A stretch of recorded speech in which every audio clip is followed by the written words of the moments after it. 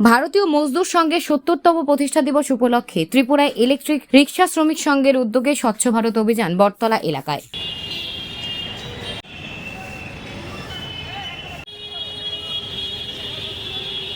আজকে আমাদের ভারতীয় মজদুর সংঘে আপনারা সবাই অবগত আছেন 1955 সালে 23শে জুলাই ভারতীয় মজদুর সংঘ প্রতিষ্ঠিত হয়েছিল।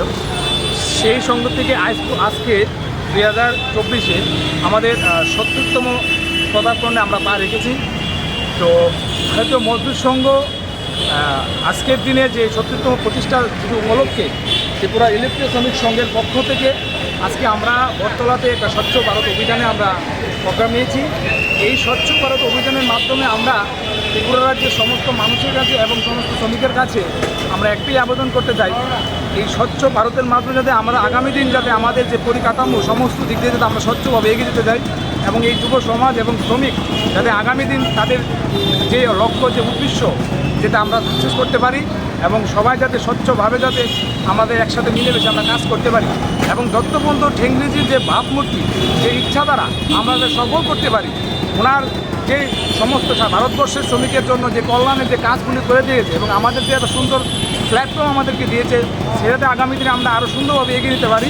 তার জন্য আজকের দিনটা আমাদের শ্রমিকের কাছে খুবই আনন্দের দিন, গর্বিত দিন এবং আমরা এত সুন্দর একটা প্ল্যাটফর্ম পেয়েছি যার স্পন্সার যার যিনি কনভেনার যিনি ওনার যে সংগঠনটা প্রতিষ্ঠা করেছেন তিনি নাম দত্তবন্ধু ঠেঙ্গিজি। তো ওনার এই কারণে আজকে আমরা এক সুন্দর একটা প্ল্যাটফর্ম পেয়েছি আমরা কাজ করার অঙ্গীকার আমরা হয়েছি। তার জন্য আজকে আমরা এই স্বচ্ছ অভিযানটা আমরা আপনার পরিচয়? আমি ত্রিপুরা ইলেকট্রিক শ্রমিক সংঘের রাজ্য কমিটির সম্পাদক, আমার নাম কুতুব। Thank you. নমস্কার। আজকে আমাদের ভারতীয় মজদুর সংঘ বিএমএসের ৭০তম প্রতিষ্ঠা দিবস।